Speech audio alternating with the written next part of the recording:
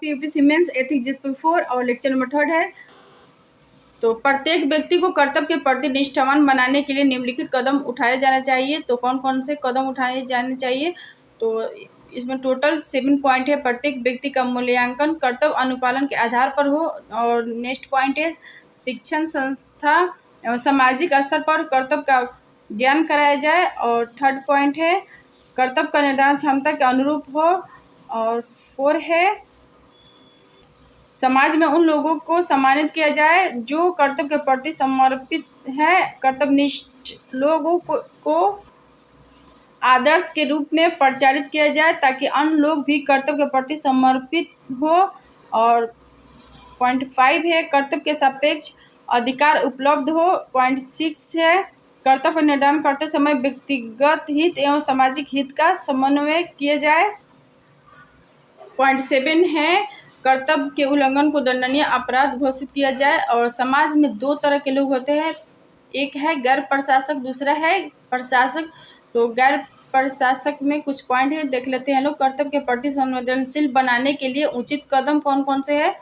तो point A में देख लेते हैं लोग। तो बचपन से बच्चों को कर्तव्य का बोध कराया जाए और कर्तव्य अनुपालन पर बल पुरस्कार राशि दी जाए। और पॉइंट बी है शिक्षण संस्थाओं में कर्तव्य अनुपालन की परीक्षा हो, इससे कर्तव्य के अनुपालन की आदत विद्यार्थियों में पड़ जाएगी।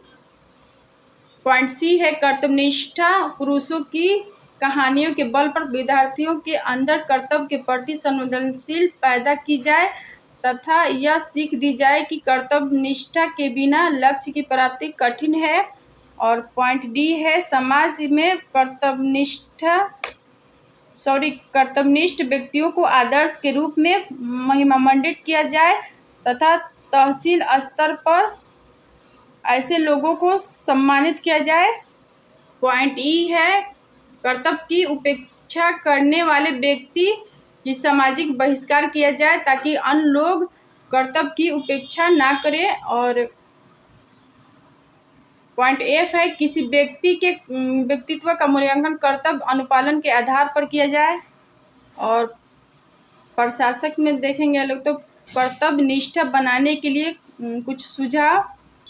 तो पॉइंट ए है प्रशासक को जवाबदेह बनाया जाए। और पॉइंट बी है प्रशासक का मूल्यांकन उस समाज में जन कल्याण एवं कानून के सही क्रियान्वयन के आधार पर हो। पॉइंट सी है प्रशासक को कर्तव्यनिष्ठ बनाने के लिए सोशल ऑडिट की व्यवस्था हो। पॉइंट डी है प्रशासक एवं जनता के बीच अंतर्क्रिया होनी चाहिए। और प्रशासक और जनता के बीच अंतर्क्रिया से के परिणाम प्रशासक पर नैतिक दबाव होगा और प्रशासक कर्तव्यनिष्ठ बनेगा।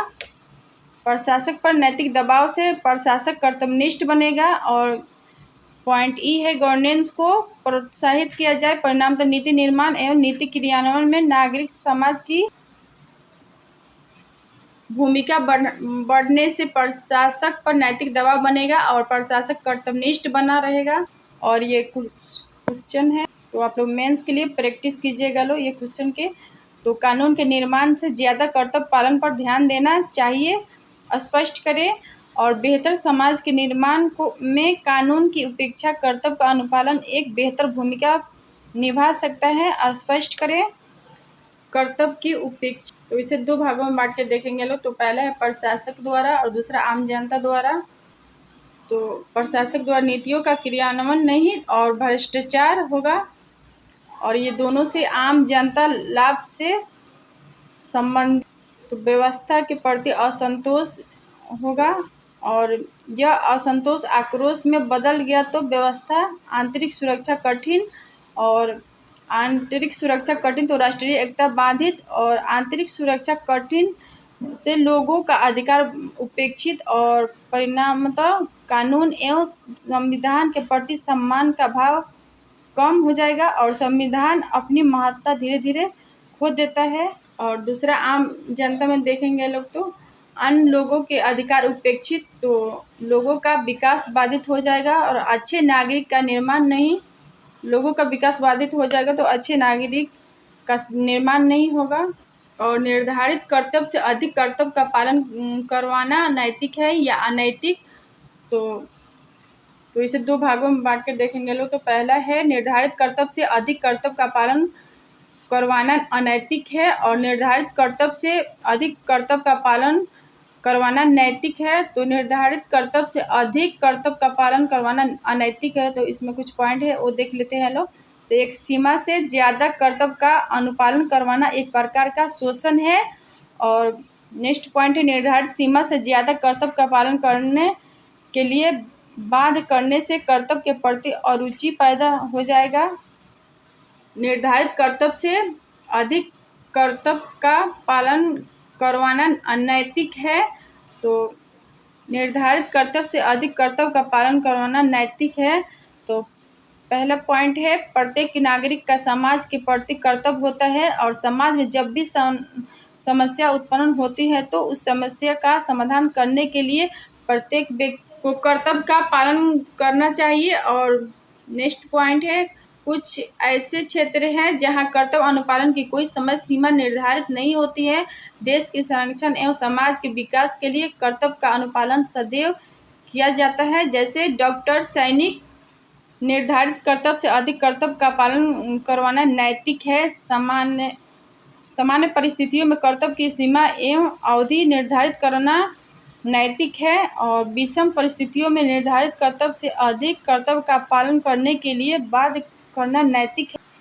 प्राथमिक स्कूल के शिक्षक को जनगणना कार्य में लगाना नैतिक है या अनैतिक, स्पष्ट करें या आप अपने विचार व्यक्त करें। तो इस क्वेश्चन को कैसे लिखा जाएगा वो देख लेते हैं। तो जनगणना कार्य में लगाना नैतिक है क्योंकि जितने भी शिक्षक हैं उन्हें वेतन सरकार देती है। अतः सरकारी कार्यों को करने के लिए यदि शिक्षकों को नियोजित किया जाता है तो वह नैतिक है। और शिक्षक एक दक्ष संसाधन होते हैं और जनगणना कार्य बेहतर तरीके से कर सकते हैं।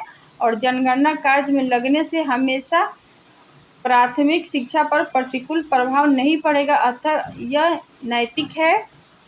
जब राष्ट्र को संसाधनों आवश्यकता होती है तो प्रत्येक जागरूक नागरिक का कर्तव्य है कि राष्ट्र का सहयोग करे और ये शिक्षक राष्ट्र के कार्यों में योगदान दे करके एक तरह से राष्ट्र के विकास में बड़ी भूमिका निभाते हैं, अतः ये नैतिक है। जनगणना के कार्य में लगे रहने से सामाजिक हित का विकास और उनके व्यक्तिगत हित का नुकसान नहीं होता है क्योंकि प्रत्येक 10 वर्ष पर जनगणना कार्य में नियोजित किया जाता है, न कि प्रतिदिन। जैसे एक सैनिक युद्ध के स्थिति में देश के सीमाओं के रक्षा भी करता है और प्राकृतिक आपदाओं से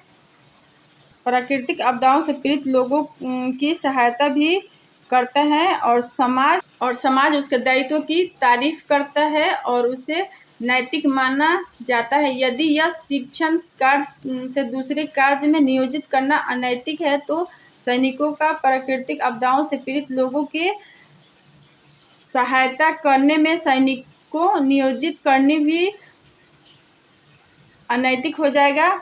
दुनिया के महान लोग 24 घंटे समाज के विकास में लगे रहे हैं, वह नैतिक है। यदि जनगणना के कार्य में लगवाने से यह अनैतिक हो जाता है तो दुनिया के जितने भी महान लोग हैं जैसे मदर टेरेसा हो या ये निरंतर समाज के सेवा के लिए लगे रहे हैं और ये भी अनैतिक हो जाता। जैसे एग्जाम्पल देख लेते हैं तो भगत सिंह और चंद्रशेखर आज़ाद हो। कर्तव्य का निर्धारण तो कार्लाइल के विचार के अनुसार जो आत्मा के करीब हो वह कर्तव्य है और गांधी जी के विचार के अनुसार कर्तव्य का निर्धारण अंतरात्मा से होता है। कांट के विचार तो कर्तव्य चेतना से प्रेरित होकर किया गया कर्म ही नैतिक है। तो इसे 3 भागों में बांट कर देख लेते हैं लोग।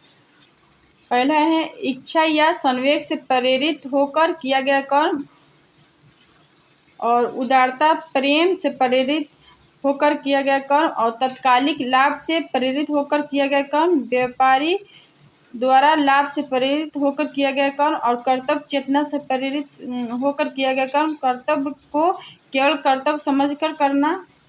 ज्ञान एवं सद्गुण या कर्तव्य तो क्या ज्ञान के विकास से कर्तव्यनिष्ठ समाज का निर्माण होगा। तो पहला है ज्ञान के विकास होने से समाज कर्तव्यनिष्ठ बनेगा, और दूसरा है ज्ञान का विकास कर्तव्यनिष्ठ समाज के निर्माण की गारंटी नहीं है। तो ज्ञान का विकास होने से समाज कर्तव्यनिष्ठ बनेगा। तो पहला पॉइंट है उचित एवं अनुचित का बोध होगा, और बोध होगा तो स्वाभाविक है कि उचित का अनुपालन करेंगे और इससे कर्तव्यनिष्ठ हो जाएंगे। और मूल्यों का बोध होगा तो सत्यनिष्ठा होगी, और सत्यनिष्ठा होगी तो कर्तव्यनिष्ठा होगी। और तीसरा है ज्ञान का विकास होगा तो जागरूक समाज का निर्माण होगा, और इसे समाज के विकास के लिए प्रत्येक व्यक्ति अपने कर्तव्य का पालन करेगा, और कर्तव्य के पालन करेगा तो कर्तव्यनिष्ठ समाज का निर्माण होगा। और ज्ञान के विकास से लोग ज्ञानवान होंगे, और ज्ञानवान होंगे तो लोग अपनी आत्मा की आवाज़ सुनेंगे, और इससे समाज कर्तव्यनिष्ठ बनेगा, और समाज कर्तव्यनिष्ठ बनेगा तो एक बेहतर समाज का निर्माण होगा। ज्ञान का विकास कर्तव्य का बोध होने के बावजूद कर्तव्य के उपयोग क्यों। तो इसमें टोटल 5 पॉइंट है। तो पहला है समाज में भौतिक ज्ञान का विकास हुआ। भौतिक ज्ञान ने उपभोक्ता को प्रोत्साहित किया, जहां स्वार्थ एवं व्यक्तिगत हित प्राथमिक हो गया। और पॉइंट 2 है शिक्षण प्रति एवं शिक्षा के दौरान भी कर्तव्य की उपेक्षा के उदाहरण उपलब्ध होते हैं, और ज्ञान के प्रसार में शिक्षा की कीमत वसूली जाती है तथा शारीरिक श्रम की उपेक्षा कर दी जाती है। और पॉइंट 3 है समाज में किसी व्यक्ति की प्रतिष्ठा एवं मूल्यांकन भौतिक संपदा के आधार पर होता है, इसीलिए भौतिक संपदा अर्जित करने के लिए कर्तव्य की उपेक्षा कर दी जाती है। और पॉइंट 4 है कर्तव्य की उपेक्षा के लिए दंड का प्रावधान नहीं है। और पॉइंट 5 है ज्ञान का विकास हुआ किंतु नैतिक एवं मूल्यात्मक ज्ञान का विकास नहीं हुआ। नैतिक प्रत्यय के रूप में साध एवं साधन का विवाद। तो पहला, यदि साध अच्छा है तो साधन बुरा होने के बावजूद नैतिक होगा। और दूसरा है यदि साधन अच्छा है तो साहस बुरा होने के बावजूद साध नैतिक होगा। और तीसरा पॉइंट है साध एवं साधन दोनों के नैतिक होना आवश्यक है। कार्ल मार्क्स के विचार। तो साध वर्ग विहीन शोषण विहीन समाज का निर्माण एक साध है, और साधन हिंसक क्रांति एक साधन है। तो ये कार्ल मार्क्स के विचार है, और कार्ल मार्क्स के अनुसार साधन की नैतिकता का निर्धारण साध के आधार पर होना चाहिए, अर्थात यदि साध अच्छा है तो साधन अलग होने के बावजूद साधन नैतिक होगा। यदि साध बुरा है तो साधन के अच्छा होने के बावजूद साधन अनैतिक होगा। यदि साध अच्छा है और साधन बुरा है फिर भी साधन के नैतिक मानने पर निम्न समस्याएं उत्पन्न हो। इसमें पॉइंट ए है यदि हिंसक क्रांति को नैतिक मान लिया जाए जैसा कि मार्क्स ने माना था तो हिंसा के प्रति सकारात्मक सोच पैदा होगी, समाज में हिंसा की संस्कृति का प्रसार होगा तथा अनैतिकता एवं हिंसा लोगों के चरित्र का अंग बन जाएगा। और पॉइंट बी है नैतिक और अनैतिक साधनों पर लोग विचार करना छोड़ देंगे तथा अनैतिक साधनों की स्वीकार्यता बढ़ जाएगी। और पॉइंट सी है लोग अनैतिक साधनों को भी उचित ठहराने की कोशिश करेंगे, जैसे एक व्यक्ति अपने पिता के जीवन बचाने के लिए चोरी को नैतिक ठहराने की कोशिश करेगा। और ये केस स्टडी है, ई नामक कंपनी अपने उत्पाद को बेचने के लिए झूठे प्रचार का सहारा लेती है और प्राप्त राजस्व का एक हिस्सा गरीब बच्चों के कल्याण पर खर्च करती है। इस संबंध में आपका क्या विचार है? तो इस क्वेश्चन को कैसे लिखेंगे वो देख लेते हैं। तो कंपनी के साथ तो अच्छा है किंतु साधन बुरा है, और सही साध के आधार पर हम गलत साधन को नैतिक नहीं ठहरा सकते, और क्योंकि हमेशा झूठे प्रचार के सहारा लेकर के अपने उत्पाद को बेचना अपने आप में अनैतिक है, क्योंकि उपभोक्ता एक उचित कीमत देता है और जैसे वह दावा करते हैं वो सारे गुणवत्ता आपके उत्पाद में होना चाहिए। आप जो वादा करते हो जितना कीमत लेते हो उस कीमत के अनुपात में उस उत्पाद में गुणवत्ता नहीं है तो चीटिंग हो गई और चीटिंग करना अपने आप में अनैतिक है। यदि झूठे प्रचार का सहारा लेते हो गरीब बच्चों के कल्याण पर खर्च करने के लिए, तो धीरे धीरे कंपनी झूठ के सहारा लेती है, तो एक ऐसा संस्कृति का निर्माण होता है जहां झूठ को धीरे धीरे सामाजिक स्वीकार्यता मिलने लगेगी और झूठ लोगों के व्यक्तित्व या चरित्र का अंग बन जाएगा। उस स्थिति में लोग धीरे धीरे सच से दूर हो जाएंगे, क्योंकि लोगों को ये पता चलेगा कि झूठ के बल पर ही कंपनी विस्तार कर सकती है। जैसे ऑनलाइन क्लास में कुछ लोग झूठ का सहारा लेते हैं और उनके दावे सही नहीं होते, और दूसरा फेयर एंड लवली लगाओ गोरे हो जाओ के उत्पाद के प्रचार और फेयर एंड हैंडसम क्रीम वस्तुतः ये नामक कंपनी द्वारा अपने उत्पाद को बेचने के लिए झूठे प्रसार का सहारा लेना अनैतिक है। और विषय साध अच्छा है साधन बुरा है। ये नामक कंपनी द्वारा अपने उत्पाद को बेचने के लिए झूठे प्रचार का सहारा लेना अनैतिक है, क्योंकि हम उपभोक्ता से एक उचित कीमत लेते हैं और नैतिकता यह कहती है कि कीमत के बराबर गुणात्मक उत्पाद उपलब्ध होनी चाहिए।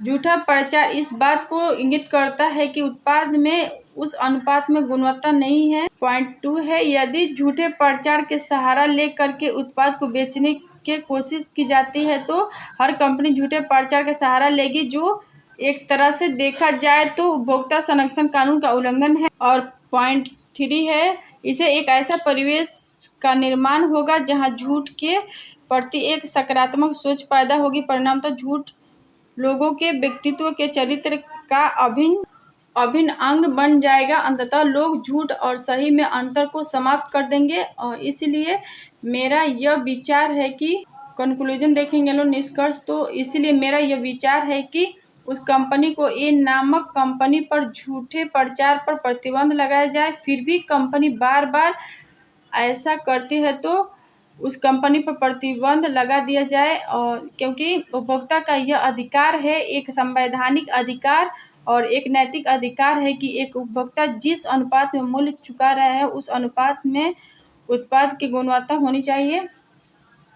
झूठे प्रचार वाले 3 तरह के कंपनियां होते हैं। तो पहला है झूठे प्रचार से प्राप्त लाभ का एक हिस्सा गरीबों के कल्याण पर खर्च करना, और दूसरा है झूठे प्रचार से प्राप्त लाभ का हिस्सा स्वयं के पास रखना, और तीसरा है झूठे प्रचार से समाज में नस्लीय या रंग के आधार पर भेदभाव को प्रोत्साहन मिलता है। तो ये पॉइंट केस स्टडी के लिए बहुत इम्पोर्टेंट है। और किस परिस्थिति में साध के नैतिक होने के कारण अपवित्र साधन भी नैतिक हो जाएगा। तो पॉइंट ए है, आत्मसम्मान की रक्षा एवं विद्यार्थियों के शैक्षिक विकास के लिए अपवित्र साधन भी नैतिक हो जाते हैं। जैसे शिक्षक द्वारा विद्यार्थियों के अनुशासित करने तथा उनके शैक्षिक विकास के लिए शारीरिक दंड देना नैतिक है। सैनिक द्वारा देश की सुरक्षा एवं एकता के लिए हिंसा का सहारा लेना नैतिक है। और पॉइंट सी है, संपूर्ण समाज की सुरक्षा एवं कल्याण के लिए कुछ लोगों की कुर्बानी देना नैतिक है। जैसे संपूर्ण मानवता के कल्याण के लिए कुछ लोगों पर कोरोना वैक्सीन का परीक्षण करना नैतिक है।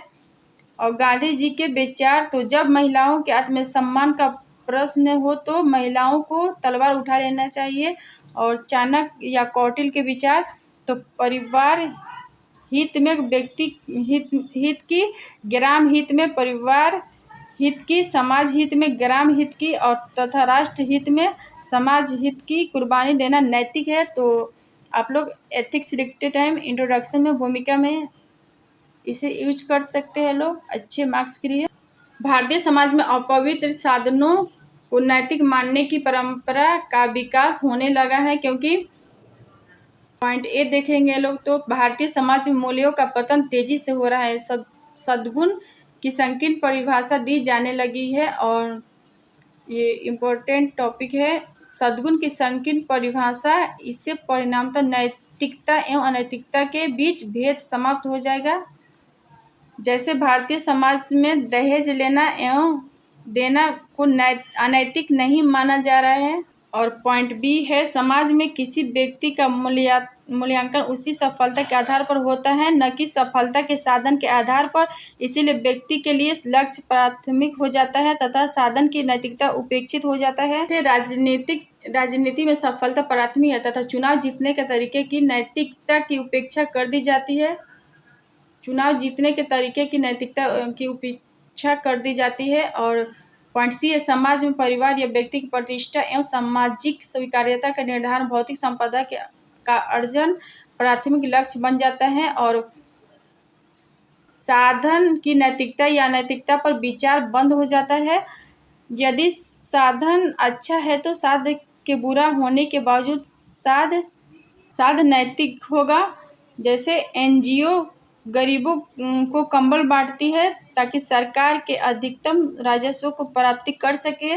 मूल्यों का संघर्ष, तो कॉन्फ्लिक्ट ऑफ वैल्यू, तो इसके अर्थ मूल्यों का संघर्ष का अर्थ देखेंगे लोग तो किसी संगठन या समुदाय या समाज के मूल्य एवं विश्वास किसी दूसरे संगठन या समुदाय समाज के मूल्य एवं विश्वास से अलग तथा विरुद्ध हो। मूल्यों के संघर्ष के प्रकार तो प्रशासनिक स्तर पर देखेंगे लोग तो प्रशासक के समक्ष और समाज के स्तर पर देखेंगे लोग तो हर समाज के मूल्य एवं मान्यता अलग अलग है और समाज अपने मूल्य एवं मान्यताओं को सही माना जाता है। और तीसरा है पारिवारिक स्तर पर, तो पीढ़ियों के बीच मूल्य या विश्वास को लेकर अंतर है।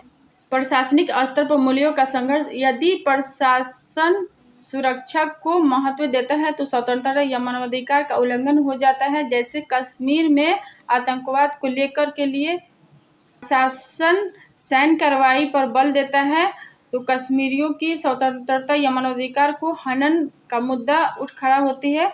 और प्रशासनिक स्तर पर मूल्यों का संघर्ष, मूल्यों के संघर्ष से बचने के उपाय, तो मूल्यों के संघर्ष की स्थिति, मूल्यों के चयन का आधार, तो पॉइंट ए है उन मूल्यों का चयन किया जाना चाहिए जो संविधान एवं कानून से सुसंगत हो। और पॉइंट बी है उन मूल्यों का चयन किया जाए जिससे राष्ट्र की एकता एवं अखंडता बनी रहे। और पॉइंट सी है संपूर्ण समाज एवं राष्ट्र के हित को ध्यान में रखने के साथ भविष्य के विकास को ध्यान में रखकर मूल्य का चयन किया जाए। और पॉइंट डी है मूल्यों का चयन करते समय यह ध्यान दिया जाए कि क्या निचले पायदान पर खड़े व्यक्ति को लाभ मिलेगा। और पॉइंट ई है मूल्यों का चयन करते समय अपनी अंतरात्मा से पूछना चाहिए। और सामाजिक स्तर पर मूल्यों का संघर्ष, तो प्रत्येक समाज के मूल्य एवं मान्यताएं अलग अलग हैं और प्रत्येक समाज अपने मूल्यों को सही मानता है। और नेक्स्ट पॉइंट है शहरी समाज खुलेपन को महत्व देता है लेकिन ग्रामीण समाज घूंघट को महत्व देता है। पारिवारिक स्तर पर मूल्यों का संघर्ष, तो संघर्ष को समाप्त करने का रास्ता विशेषकर पीढ़ियों के बीच मूल्यों को लेकर संघर्ष। और तो इसमें पॉइंट ए है मूल्यों के संघर्ष को समाप्त करने के लिए उन मूल्यों को महत्व देना होगा जिससे समाज का नैतिक विकास हो। और पॉइंट बी है आधुनिक मूल्यों को विकास के लिए अनिवार्य मानने के साथ रूढ़िवादी मूल्यों का मूल्यांकन आधुनिक मूल्यों के आधार पर हो। और पॉइंट सी है ऐसे मूल्य का चयन जो समाज को गतिशील, नैतिक, शिक्षित एवं तार्किक बनाता हो तथा सभी को विकास का समान अवसर उपलब्ध हो। और पॉइंट डी है मूल्यों का चयन हो जिससे समाज में संगठन हो, बंधुत्व की भावना का विकास हो तथा सामूहिकता का भावना विकसित हो।